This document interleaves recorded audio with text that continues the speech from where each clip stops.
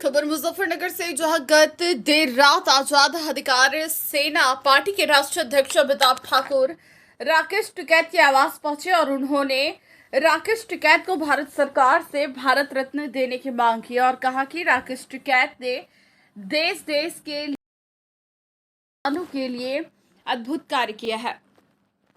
इस दौरान भाकियू के राष्ट्रीय प्रवक्ता राकेश टिकैत ने अमिताभ ठाकुर को शॉल उड़ाकर और किसान भवन की तस्वीर भेंटकर स्वागत किया। अमिताभ ठाकुर ने चंद्रशेखर आजाद पर हुए हमले के मामले में सीबीआई जांच की मांग की है और पुलिस पर मामले को रफा दफा करने का आरोप भी लगाया है। उन्होंने योगी आदित्यनाथ की सरकार से बेहतर अखिलेश यादव की सरकार को बताया। चौधरी राकेश टिकैत ने कहा कि यूसीसी से जरूरी है कि जनसंख्या नियंत्रण कानून बने।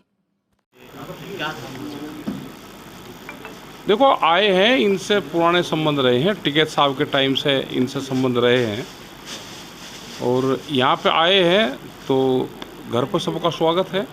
और ये तो सार्वजनिक घर है, यहाँ पे सब लोग आएंगे। इनका धन्यवाद हम करते हैं कि आए और ये इनका परिवार का एक हिस्सा है ये घर भी।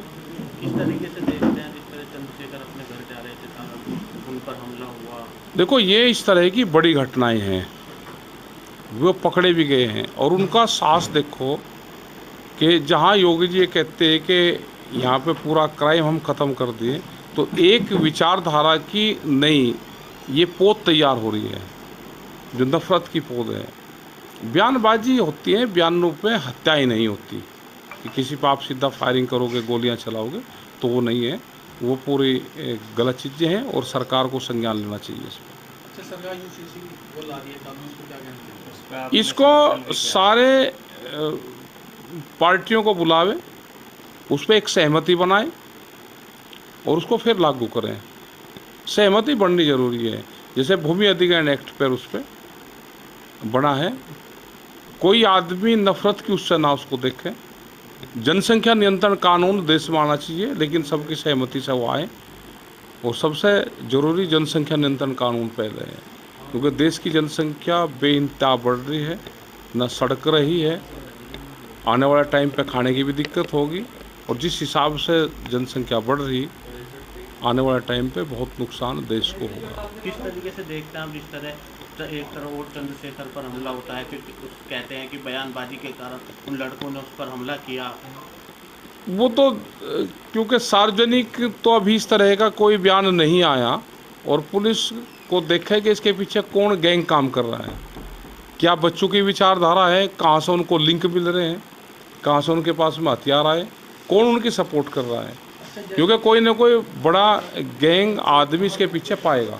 चुनाव में जिंग आते हैं नेता लोग, प्रोग्राम बयान देते हैं। कुछ दिन पहले संजीव बालियान का प्रोग्राम था हरियाणा में, तो उन्होंने मतलब उल्टे सीधे बयान नहीं, सतपाल मलिक के तरफ और इशारा किया। एक वो था जब उन्होंने कहा, तो क्या वहाँ के कृषि मंत्री थे वे, उन्होंने वो बयान दिए थे और हमारे यहाँ के जो मंत्री हैं वो भी वहाँ पे मौजूद थे।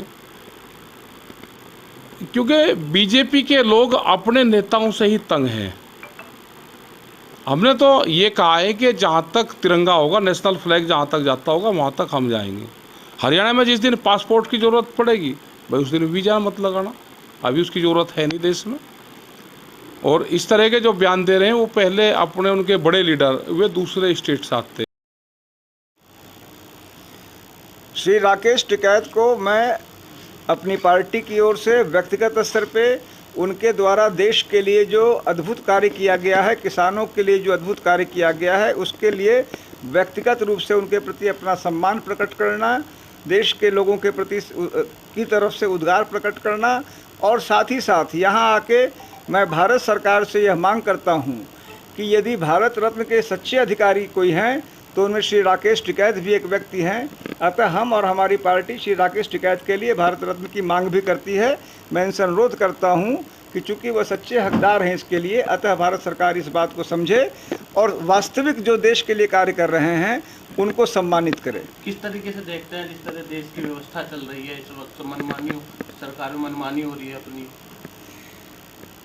सरकार की स्थिति चाहे केंद्र सरकार की हो चाहे उत्तर प्रदेश सरकार की हो, उत्तर प्रदेश सरकार ने पूरी तरह एक पुलिसिया राज, पुलिसिया तांडव की स्थिति कर दी है। पुलिस के बल पे चारों तरफ स्पष्ट गुंडागर्दी हो रही है और उसकी आड़ में भारतीय जनता पार्टी के नेता आकंठ भ्रष्टाचार में डूबे हुए हैं। या तो उनके नेता या उनके चहेते अफसर, चाहे वहाँ सचिवालय में हो चाहे फील्ड में हो, वो भ्रष्टाचार कर रहे हैं और पुलिस उन लोगों को डंडे दिखा रही है जो इसके खिलाफ आवाज़ उठाते हैं, चाहे वह आलोचक हों, पत्रकार हों, विपक्षी दल के नेता हों। मेरी समझ में, मेरी जानकारी में ऐसा पुलिसिया खौफ और ऐसा पुलिसिया राज पिछले कम से कम 30-40 वर्षों में उत्तर प्रदेश में नहीं आया था। किस तरीके से देखते हैं, जिस तरह अभी कुछ दिन पहले चंद्रशेखर रावण पे भी हमला हुआ था, क्या कहना चाहेंगे? चाहे कोई भी व्यक्ति जो विरोध कर रहा है, चाहे राकेश टिकैत जी हों, मैं समझता हूं मैं हूं, चंद्रशेखर जी हैं, चंद्रशेखर जी से मैं मिलने गया था, उन्हें सुरक्षा नहीं दी गई थी, जबकि सब जानते हैं कि चंद्रशेखर आज़ाद को वास्तविक सुरक्षा की ज़रूरत थी, वास्तविक खतरा था।